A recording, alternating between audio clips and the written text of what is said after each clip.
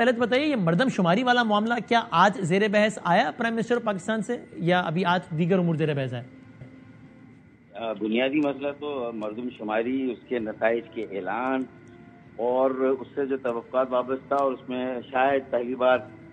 کراچی کا یہ جو بنیادی حق سالہ سال سے مارا جا رہا ہے، ہر دفعہ آبادی کو کم کیا جاتا ہے،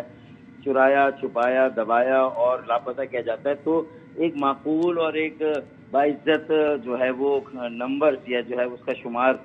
ہمیں امید ہے کہ یہ جو پوسٹ انیومریشن سروے ہوا، پھر ویریفیکیشن ریکٹیفیکیشن، اور ہم نے جو چوکیداری نگرانی کی اور اس میں جو گیپ تھے وہ بتا، تو ہمیں یہ ہے کہ اس بار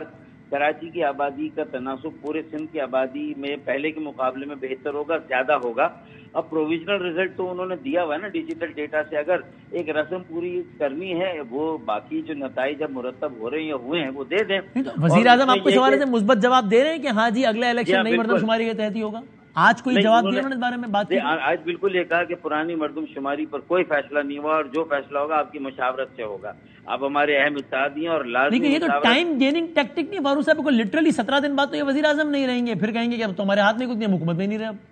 نہیں، مجھے یہ لگتا ہے کہ جیسے جیسے ٹائم آ رہا ہے اس حکومت اور اسمبلیوں کے جانے کا نا، تو اسی کے ساتھ ساتھ اب یہ جلد میرے خیال میں سارے فیصلے جو ہے نا ایک کے بعد ایک اب یہ سلسلہ شروع ہو جائے گا یوم عاشور کے بعد، مجھے ایسا محسوس ہو رہا ہے نا، اور ہمارا بھی ایک ڈیلیگیشن پھر جا کے اس کی بنا پر انتخابات میں کچھ تاخیر بھی ہو سکتی ہے آپ کے خیال میں؟ دیکھیے، ہم نے الیکشن کمیشن پاکستان کے سیکریٹری سے میری دن ملاقات ہوئی تھی جو ووٹر لسٹوں میں بے ضابطہ کی تھی، لیکن اس کے ساتھ ساتھ یہ جب بات آئی انہوں نے کہا ہمیں 4 ماہ چاہیے نئی حلقہ بندیوں کے لیے۔ تو دیکھیے 3 ماہ تو نگراں حکومت کے ملنے ہی ملنے ہیں نا، کیونکہ قبل از وقت اسمبلیاں تحلیل ہوں گی، 90 دن ہی مل گئے یار، 15 دن اگر اور لے لیں اور 3.5 4 ان سے کہیں گے 4.5 کی جگہ 3.5 ماہ میں کر دیں اور یہ 90 کی جگہ 105 دن۔ اچھا، تو الیکشن کمیشن نے آپ کو یہ بتایا کہ ہمیں سارے پروسیس میں 120 دن چاہیے، 4 مہینے چاہیے؟ بالکل، ٹوٹل 120 دن پکا انہوں نے بتایا، میں آن اوتھ کہہ سکتا ہوں، آن ریکارڈ آپ آن اوتھ۔ اچھا بالکل چلو، یہ تو کوانٹیفائی کر دیا اور سمپل ہو گیا معاملہ۔ اچھا ہاں سمپل ہو گیا۔ دیکھیں اس بنا پر آپ کہہ رہے ہیں کہ بھائی جب 90 دن تو قانون نے دیے، 30 دن اور بڑھ بھی جائے تو کیا اس کے لیے کوئی نہ کوئی حل نکل آئے گا، قانونی راستہ نکال سکتے ہیں؟ دیکھیں اگر پہلی مرتبہ یہ ہو جائے، دیکھیں کراچی سے ہم کوالٹی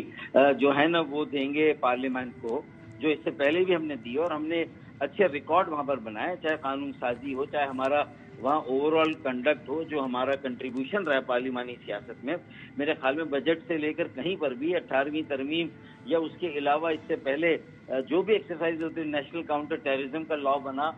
وہ پہلا اس کا ڈاکیومنٹ ہم نے بنایا تھا۔ میرے خیال میں بہت سے نیشنل ایشوز پر بھی ہمارا موقف جتنا کلیئر ہے، تو ہماری کوالٹی آف کراچی دیکھیں، اب سب کا شہر ہے نا بھائی، میرا اکیلے کا، مہاجروں کا، پاکستان بنانے والوں کی موجودہ نسلی کا تو شہر نہیں، اردو بولنے والے یا دیگر جو ذیلی زبانیں بولتے ہیں مہاجروں میں، بھائی یہاں سندھی، بلوچ، پنجابی اور خاص طور پر پختون ایک بڑی آبادی ہے۔ اور یہ آج آپ کا اپوزیشن لیڈر بھی آ گئی ہیں سندھ اسمبلی میں، تو یہ ابھی تک مشاورت کا باقاعدہ آغاز تو نہیں ہوا ہے نا نگراں سیٹ اپ کے لیے، یا ہو گیا ہے سندھ میں؟ دیکھیے سب سے پہلے تو میں رانا انصار باجی کو اور پوری MKM سربراہ خالد مقبول بھائی کو اور حق پرست عوام اور جو سندھ کی نمائندگی نامکمل تھی بغیر ایک اپوزیشن کے،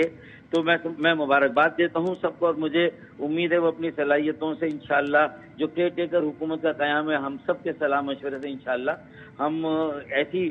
کیئر ٹیکر گورنمنٹ کم از کم لانے میں کامیاب ہو، جو کہ صحیح معنوں میں یہ 15 سالوں میں بہت ساری ناانصافیاں ہوئی ہیں جس کے اثرات رہیں گے۔ آپ کہہ رہے ہیں سب کو شامل کریں گے، تو اب سندھ اسمبلی میں اپوزیشن کی قیادت آپ کے پاس ہے، سندھ اسمبلی کی اپوزیشن کی ایک اور جماعت پاکستان تحریک انصاف ہے، نگراں سیٹ اپ میں آپ ان کی مشاورت بھی شامل کریں گے؟